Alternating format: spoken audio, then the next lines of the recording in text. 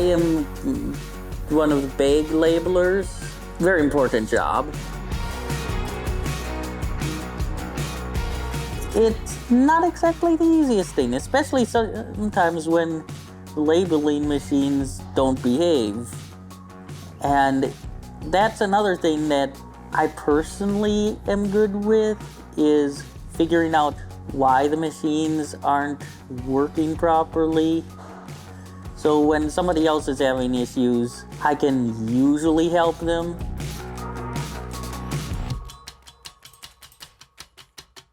Honestly, really important that people, no matter whether they have disabilities or not, get an equal shot at getting a job.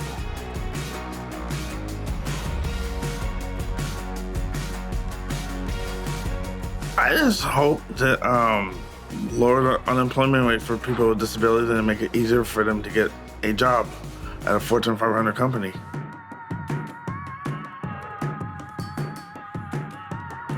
I'm part of, LifeWorks Board of Directors, Minnesota APSI Board of Directors, Disability Hub panel, Diversity, Equity, Inclusion Commission for Golden Valley, and Tenant Council for Cornerstone Creek. And I'm the mayor of Cornerstone Creek.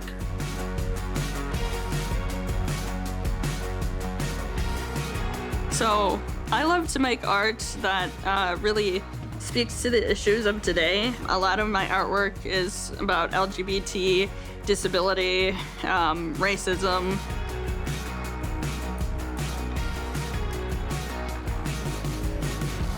Neurodiversity to me means that there's something that's just different about the way my brain operates, and it's nothing that's to be ashamed of. It's just how it works. Hello and welcome to the podcast. We're back for another round of the Felix Phoenix podcast. Thank you. Having this podcast really gives me that opportunity to talk about things in a way that feels comfortable for me and hopefully for others. Can people with disabilities do this or that? When you find yourself asking that question, pause for a moment and realize that people with disabilities are already doing those things. People with disabilities are leaders, they're parents, they're politicians, right? They're CEOs. So absolutely, people with disabilities can be leaders. They already are. What makes a good leader is speaking up what you want to change in the world and be a barrier breaker, and then just teach other people. We can't do it all alone. We need a team behind us to do it. I didn't do this because I want to, because I had a hard childhood, because the experts told me I will be locked up in a home and I won't be able to talk. But lucky I have an awesome mom that told me I'm not giving up on him. I know he'll be able to talk one day. And then ever since then, I've been an advocate for people with disabilities. I really like working here because of the community, and I like learning. I won't deny that having a job for the money is nice, but that's not the real reason why I like this job.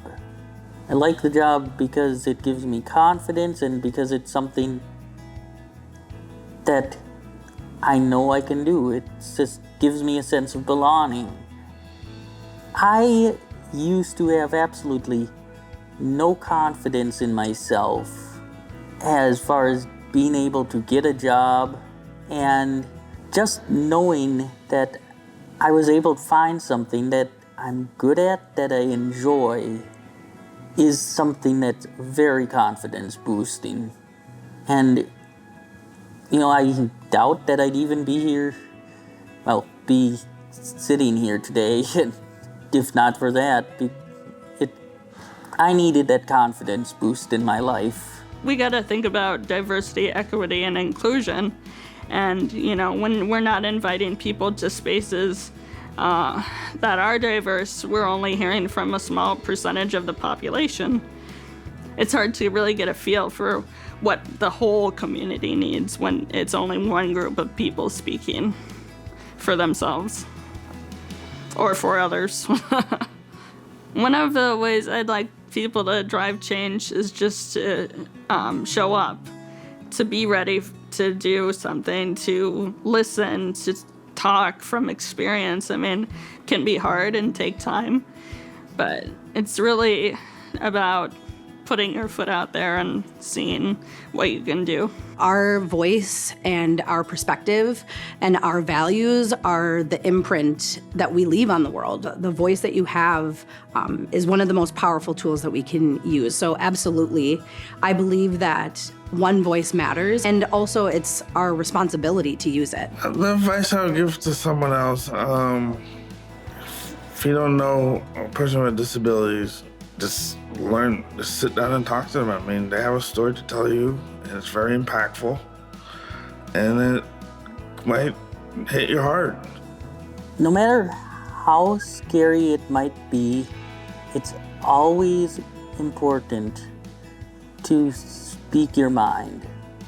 Because if you don't tell people what you need, they're not going to know for sure. Representation is huge and it matters, and you should use your voice to elevate and speak to as many people as you can.